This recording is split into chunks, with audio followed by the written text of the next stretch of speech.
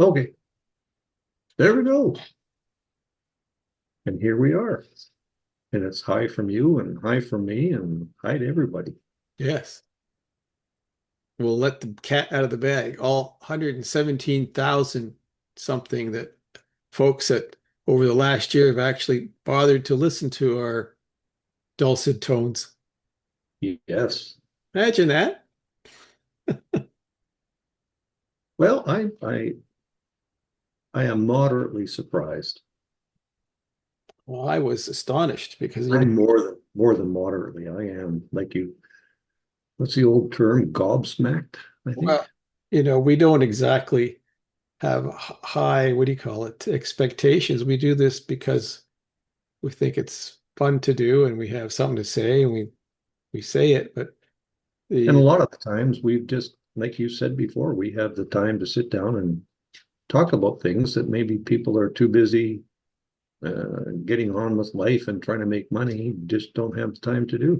Yeah, yeah. Anyway, it was interesting, and that's the pardon me, the YouTube platform statistics. Now, I don't know what the Rumble or the Spotify or the whatever it's called on Apple, the Apple iPod or because I don't know, I didn't bother to check on that. They just came up because there's all these new and Substack as well.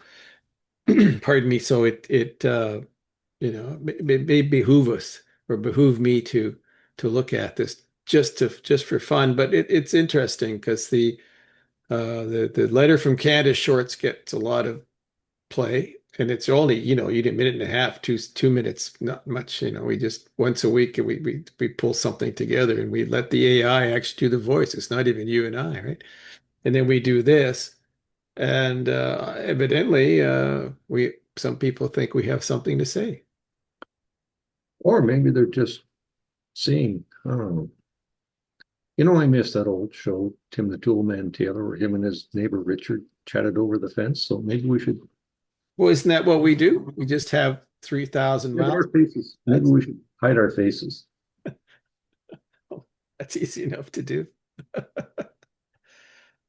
Well, anyway, we're late a little bit for the broadcast because it is Yeah. October 1st. We should have been here 3 days ago, but unfortunately, because we are not paid to do this, other Well, things do come up.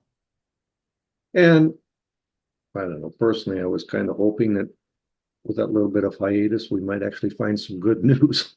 Because we keep promising the viewers that we would be looking for good news and be able to broadcast some. Yeah, I know. Just hang on a second. Yes, indeed. Sorry about that. Sometimes, because you can see the technical abilities that we have here, occasionally we're able to actually stop to answer the phone. People will realize that this really is two guys just talking over the fence. Or whatever. Yeah. But to go back to what we were talking about, yeah, we were looking for some good news, and unfortunately, it once again has thwarted our research capabilities. We find here in Canada that we're maybe on the edge of the eddy. Maybe we're not quite going down the toilet yet, but we're close. People, I guess, in Oshawa that will be finding out very quickly that the jobs that are going to go to Indiana, they might think that they're further down the eddy than the rest of us. I don't know. But it's also an interesting point when you sit back and think it kind of ties into our old business. Like, where is Indiana going to get enough people to fill a factory and build a factory that needs to be retooled and refitted to do a new Silverado truck? So maybe the people that are sitting at home now, biting their nails and gnashing the teeth, will maybe be able to get to the United States and on one of the new H visas or H1 visas or whatever it is, or green cards, because that's where the jobs are going to be. Well, you and I talked about this. I'm not sure if we actually talked about it on the podcast. We certainly talked about it in some pre-production that the auto industry itself. This is not politics. This is not wishful thinking or what have you. This is the trade magazines that deal with automobile production in the U.S. They were having a very hard time finding skilled people to man the various assembly lines Yeah. because there just aren't many going around. And that's the same with all the trades. But the fact of the matter is that while the big push in the U.S. is to increase their productivity with respect to manufactured goods and what have you, and to reshore it, as they say, the bodies aren't there. So when they shut down that Silverado production in Oshawa, Ontario, at the GM plant, and they essentially are moving it to Fort Wayne, Indiana. Uh, it doesn't take too much of a genius to say, well, what happens if, because of the lack of talent available to man that assembly line, they're just going to say to the Canadians who are eligible as Canadian citizens and skilled workers on this GM line in Oshawa to, as you say, be given a work permit at least, or maybe full green card status if they move their families and go to work at the GM plant and sign a contract to do that for a number of years. And essentially yet another example of how you can basically buy your way into prosperity by bringing in the skilled people. And those guys would be skilled people. You don't have to train the hundreds of people who build Silverados in Oshawa to move to the U.S. and continue to build Silverados or whatever else they build at the GM plant. And you can't go around in Ontario or the federal government can't say, well, we're gonna back you up. We're gonna pay you to learn another trade, or we're gonna pay you to sit at home until you discover what you can't keep doing this. So those people will say, you know what, whatever the going rate is in Fort Wayne, which is probably going to be more than a going rate in Oshawa in terms of U.S. dollar versus Canadian dollar. The union workers at Uniform will become union workers at UAW. And I would not be surprised. We may be ahead of the curve here talking about this at this podcast, but that would not be a big surprise to me if they said, that solves our problem. And General Motors they see the movement of the mobility of workers as basically part of how they make money. Mhm. You don't have to retrain these people. They'll move on their own. Well, and really, I guess the biggest change for the people out of Oshawa going down to Indiana is going to be retraining their mind to go from millimeters back to imperial. It's no Well, longer yeah, 10 millimeter; it's a 5/8. Whatever, yeah. whatever. Well, I don't know about that because I think that generally speaking, those are pretty mixed up parts. Have you looked at some of the stuff that is put together on these vehicles? I mean, I think I told you in pre-production that the two GM products that this family's purchased are in the last 3 months, 2 months. My new Equinox, which is built in Mexico. I don't know whether it's SAE or metric that they use there. And the same with my grandson. He bought a Z whatever 71 Silverado. It's also made in Mexico. In spite of the fact that they had an actual assembly plant in Oshawa making the Silverado, his is made in Mexico. Yeah. So, Well, it's a strange. It's another one of these things that really makes me wonder the faith that the population put in the liberal government to turn us around, because this guy was supposedly the Messiah, come to lead us back to the promised land. And it's sure, and at least in my looking around the country or what's left of the country, certainly not the case. You probably are going to feel a lot more in and around your area because there's a way more manufacturing that goes on than it does out west here. Um, I guess Yeah, the but other message, it's follow the money. I mean, where is the money on this thing coming from? How much is BlackRock or Blackpool or Black Death got involved with in the auto industry? What's one of the 103 potential conflict of interest going to be impacted by the move of this that the current prime minister has acknowledged? And if he's acknowledged 103, you can rest assured that there's probably more. So, uh, does he really have Canada's interest at heart? And I'm really questioning that.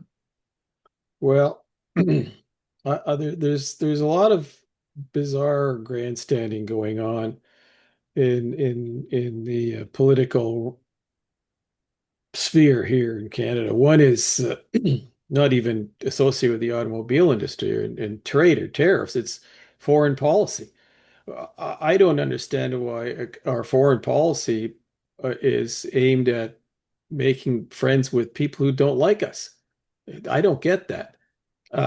Here we've had this announcement a couple of days ago over Gaza, which Trump and Netanyahu have decided that, along with a bunch of Arab states, to give basically Hamas a very short period of time to leave Dodge and return the hostages and the cadavers that they've taken. And then they'll spend time and money rebuilding Gaza with the oversight of the Americans and the Arab world, which, by the way, takes no Palestinians particularly. And the Canadian announcement that they are wholeheartedly in recognizing the state of Palestine with the caveat that Hamas has to leave, there's no chance that Hamas is going to pack up and leave. So why they got onto there and basically started to meddle in an area where we have no strategic interest. Stop this, okay? We don't have a military interest. We might have a humanitarian interest, but this business of hooking in with Starmer and Macron to basically upend what was trying to be done with the Gaza situation doesn't make friends for us in Washington, No, especially when if in the next few days we find out that the clock ran out on the Hamas regime and they're going to finish leveling Gaza, because that's what's coming out to. These people are not going to leave town. And now you're going to have a Canadian policy with egg on its face because the whole thing was juvenile, at best. well, that's true. And I guess part of this comes from uh, the current prime minister running, as I said, I think last podcast, it starts with a C and it ends with a Y, but there's a huge difference between company and country. He's used to Yes. running, he's used to running a company where I'm going to do this and it gets done. You can't really do that in a country. You can't just go and say, I want to recognize, along with my European pals, that there's going to be a Palestine and like Dorothy, click your heels together three times and it's going to happen.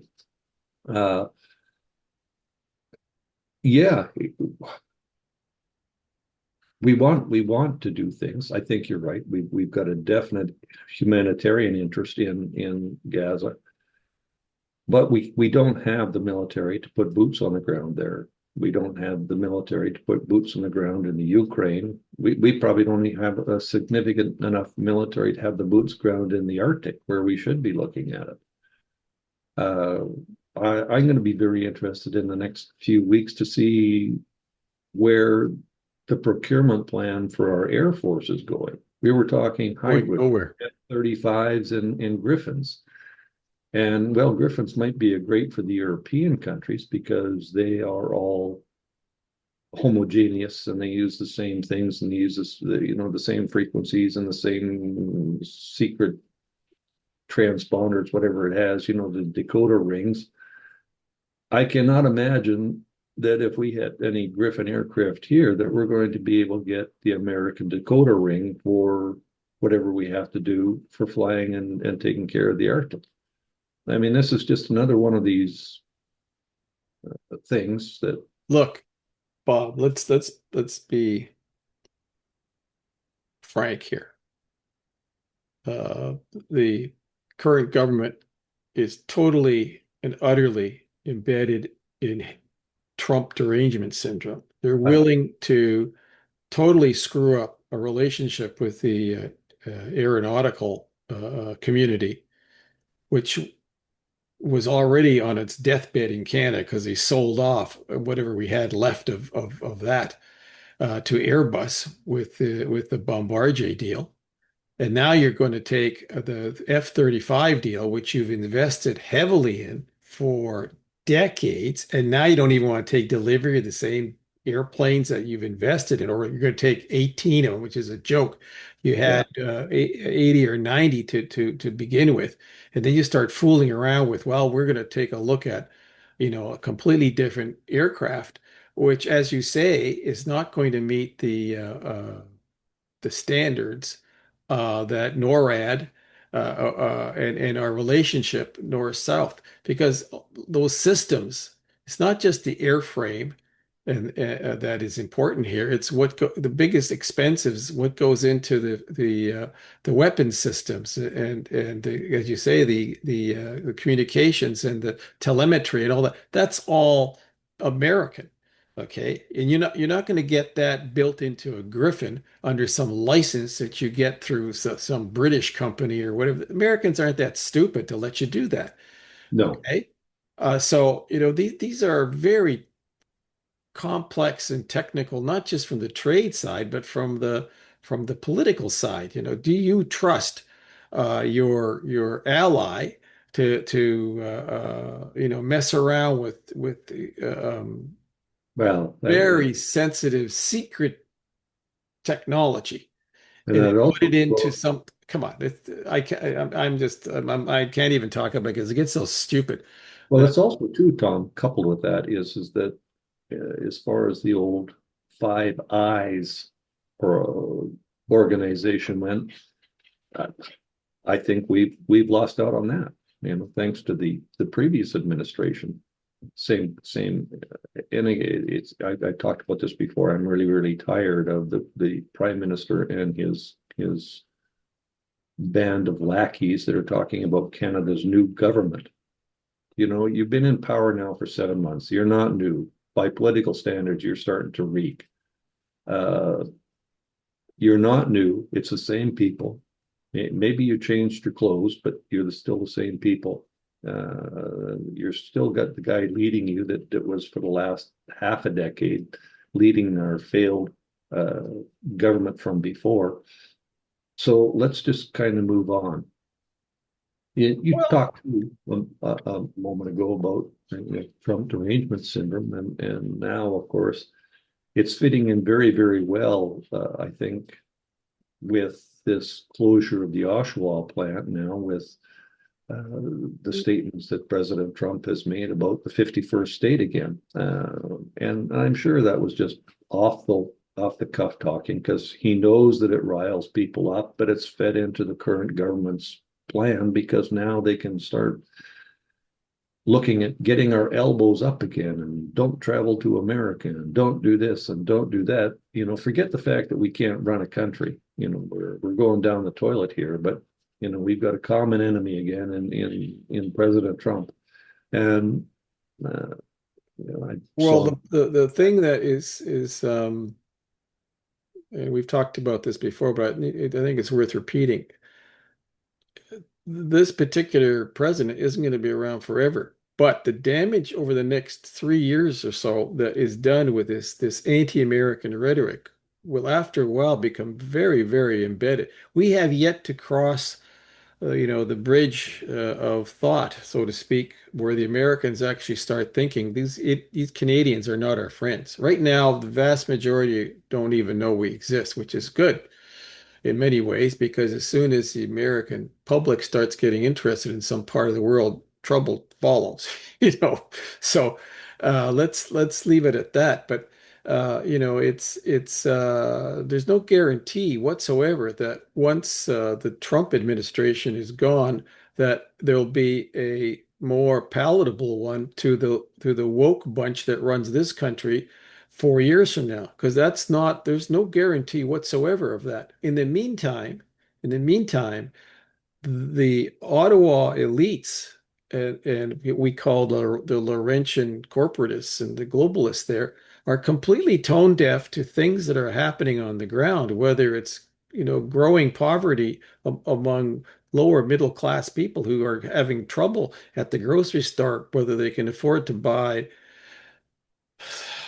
food, or that there's now 4 million people going to food banks, which hadn't happened before, Yeah, or whether there's 900 people from Esso out in Alberta, losing their jobs. And apparently that doesn't raise any problem in Ottawa because this falls neatly into their, well, it's just the oil industry that who cares, that they can all whistle Dixie. Well, what they're failing to understand is that resentment that is building in the West is not going to go away with this no, kind of an attitude, no. especially when you do dumb things like get all wound up over finding subsidies and ways to bail out people whose shifts are closing down. You're going to give General Motors $500 million, like it's just a tip at the a tip at the restaurant rather. Or when you tell Algoma Steel that you're going to give them hundreds of millions of dollars to convert their steel plant to, a Um, environmentally friendly one, which And is to, that's under the guise of sovereignty. yeah, to sell steel no one's buying from us, instead of having gone back down to Washington and saying, listen, let's just have a free trade agreement. We don't need all this grief. And they have no business sense. I mean, this is, I think, the worst part of what we have. We have look, the prime minister might be a great bureaucrat, but bureaucrats don't make policy anywhere. They carry out policy. This guy doesn't know how to make policy. He doesn't understand business. He might be a manipulator of a hedge fund, but that's not business. That's a very, creating money and wealth doesn't come from mergers and acquisitions. That's not creating wealth for a country. That might create wealth for shareholders in a corporate merger Yeah, situation. But we're not even talking corporate. If Canada was a country and the US was sorry, if Canada was a company and the US was a company doing the same thing we do, only 10 times their size, you could see what merger and acquisition is all about. This guy doesn't even understand that part. yeah. Like, and you then you run into this phony patriotism, which is complete nonsense. Don't wrap yourself in the flag. Or speaking of flags, what do you think? Oh, so it's over here of Ooh, yeah. our Very yeah. nice. I thought we kind of give it a North American twist here. Anyhow, I digress for a second. But we need to be able to be businesslike in our work with this. And sometimes this causes you to have to give a take. This guy does not understand compromise. And basically the plan is I think, to drive the place into absolute Just poverty, and then you can sell it off for 10 cents on the dollar. I mean, in the meantime, you're ignoring the fact that Alberta in the West is coming up with alternatives, which I don't give this place more than 15 months. I used to say 18. Well, time's moving on. We've lost 3 months already from that prediction. So we're down to 15 months now. If you don't start finding people a reason to be pleased where they're living, they're going to find ways to be pleased in some other relationship. As I said in one of our Substack thing, I says it's very hard for people to love their country when the people who run the place don't love you. It's a two-way street here. The leadership has to feel that the subordinates, that is the citizens and the people who they're voted in to look after. You can't be aloof to them. You have to have some kind of an emotive connection to it. I don't see any of that from this government. They talk word salads day in and day out, but when they give especially the PM talks about, oh, I made an $850 million deal with Indonesia. And you say, well, what's the deal? Well, essentially, we gave them a loan so they could build their navy. What's the deal here? Okay, this is nonsense. We're going to worry about the security of Indonesia. I don't care about the security of Indonesia. What does that make for me in my community, in my family, and the country's Yeah. ability to pay their bills? Because at the end of the day, if you don't have a roof over your head, you can't pay your bills, and your own leadership basically is giving you the cold shoulder. You ain't got much, you know. Well, you've hit it a couple points too. I mean, you're right. Alberta does have a plan. Saskatchewan probably is uh, on the same page. And it's a plan that was given to them by the Supreme Court of Canada. You have to have a referendum on a clear-cut question on whether you want to stay or whether you want to go. Now, that goes back to, I think, the last Quebec referendum. And I think it was basically brought down that you need to have a plan, a clear-cut question, and it only really had to be 50% plus one. And that was it. Yes. Now, coupled with that, Alberta's going around and doing their citizen town halls, and they've got a plan because they've definitely seen that, we've been lied to before. We'll probably continue to be lied to. And on the flyby news here, now the Western Separatist Party is now boasting and bragging about having cabinet level meetings in Washington, D.C. Now, that should be a wake up call to anybody in the Laurentide enclave called Ottawa. But I don't think it's going to amount to anything. They'll just poo poo it off, and we'll just raise up that whole spear of the 51st state again, and we'll get our elbows back up in the air, and we'll carry on with distracting you way over here when the reality is you should be watching here, Well, I think that they are. I've used the term delusional, but I don't understand how by ignoring sort of the grassroots feelings of people. I don't know anybody I've talked to in my community, that's happy. Like I'm saying, like there's a malaise about how things are going, and a lot of it is associated with the economy, but it goes deeper than that. It's because they're losing, so whatever that essence is that makes you feel the like, cohesiveness. Yes, we're in this together, man. well, yeah, but that's the kind of malarkey we got during the pandemic times, and they papered over all that. But I'm just saying that there's just not it's just not a happy place. We used to be much happier in it, and the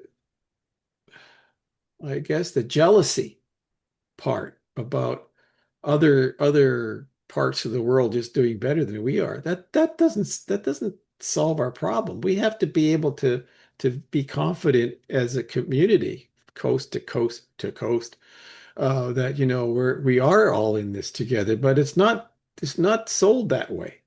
No, It's sold top down, not bottom up here.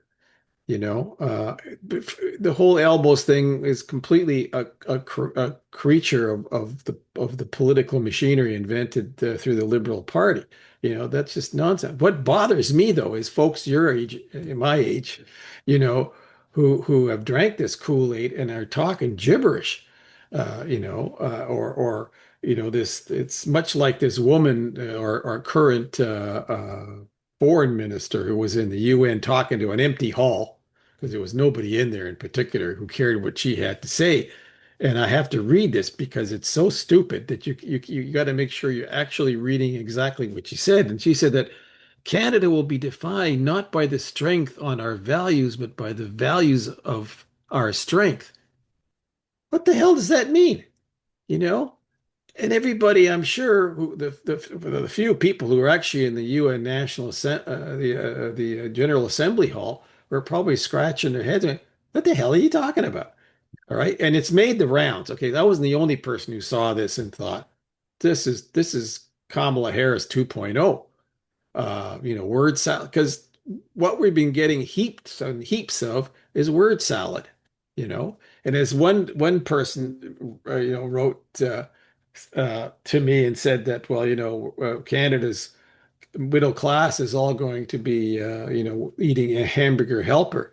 And I wrote back and I said, yeah, it'll be hamburger helper without the hamburger because you can't afford hamburger. And you might be happy if you get some carny cabbage to be a side dish. And of course, I got a few laughs. But what are we talking about here? You know? Well, I guess it's also part and parcel.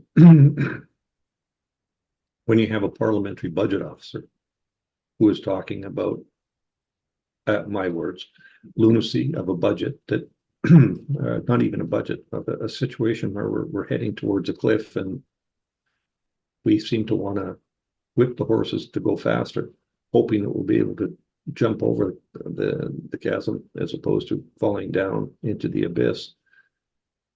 That we should be sitting up and taking note, uh, but we're not, and we come off with the squirrel.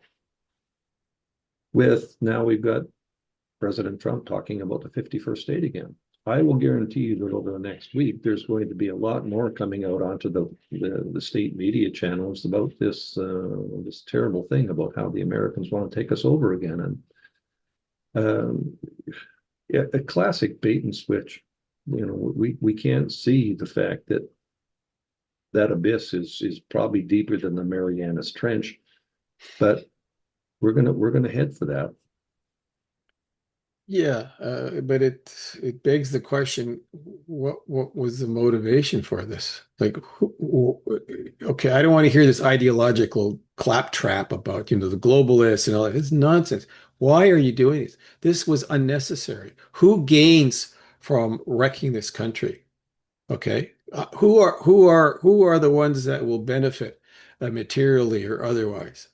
I can't believe it's just for power because the current bunch who thinks budgets balance themselves and you can buy your way into the hearts and minds of people halfway around the world who don't give a damn about you, just piss away money to them on crazy stuff, billions of dollars. Like what motivates these people? Are they lunatics through and through or what? But What do you think? Some of it comes down to they all want to be Mike Pearsons. They want to be their Nobel Peace Prize. They want to be seen as being good guys. They want to be seen as saviors of the world. The reality is the these people are so far from Mike Pearson as you and I are from Delhi. For God, that's just not.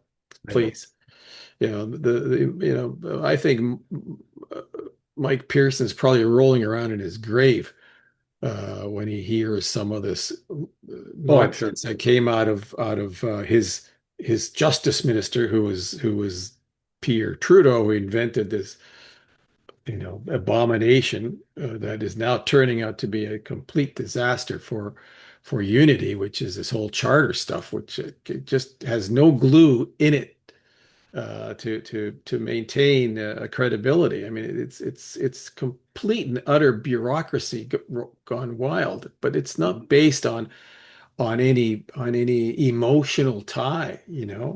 Most countries, when they come up with a constitution, it's because there's blood and guts involved in it, or there was some kind of passionate need to pull the Well, communities together, and they came to this was just a whole bunch of bureaucratic mumbo jumbo that ended up with one province not even signing it well, I to think this part of that day. it was brought down to the fact it was an ego thing. John Diefenbaker had his signature on a document, and Trudeau Senior uh, felt that if he could do this charter thing, that he would probably uh, be better off if he also could have. It was an ego thing, I think. That's all it was, really. Yeah, maybe we didn't need to have the Constitution in London. Regardless, it was working fine. I really think that Pierre Trudeau's rolling around in his grave, but it's not because he's seeing things that are wrong. It's because he's laughing himself. Because this is exactly where I think he wanted us to go. Well, he certainly, fenced off Quebec for cultural and linguistic reasons, and then to couple that with a strong economic base on energy, which and aluminum, and the dairy thing, which proves, we're prepared to jettison our relationship with the United States 100% just to save the dairy industry, primarily in Quebec. This is how bizarre this has become. You got Sorry, it's it. Yeah. Well, I see we're down to about 2 minutes. We should wind up and say maybe next week or maybe next broadcast. Shouldn't say next week. Our next broadcast, well, we will actually have some positive news somewhere, somehow. well, we were in Vegas. I wouldn't take that bet, but okay. No. Don't forget to Eh, hit the like button. No? Yeah, hit the like button, subscribe, please. Let your friends know. Visit us at Substack, and we'll be back hopefully next week, a little earlier. We'll see. But We'll see. we're just two guys, talking over the fence. That's right. All right, Bob. Well, you As, have a as great you week, and know as Frank. See you later, Frank. okay, Bill.